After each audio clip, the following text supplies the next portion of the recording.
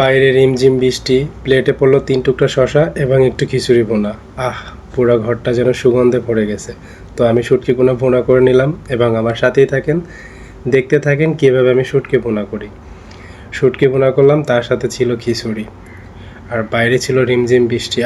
বলে প্রকাশ করার মতো না এই অনুভূতিটা এবং ফিলিংসটা।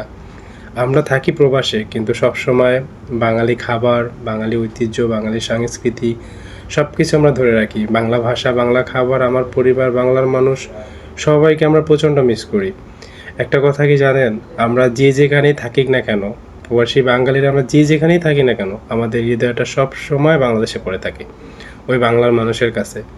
সবসময় মনের মধ্যে কেমন যেন একটা দোটানা টান কাজ করে যে কবে যাব দেশে, কবে দেখবো বাংলার মানুষগুলা।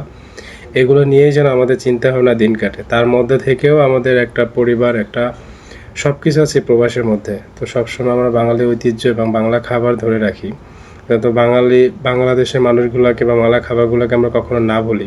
তো এই জন্য প্রবাসী ভাইরা মিলে আজকে এই আয়োজনটা করছিলাম। বাইরে ছিল বৃষ্টি এবং ঘরের মধ্যে ছিল খিচুড়ি ভুনা।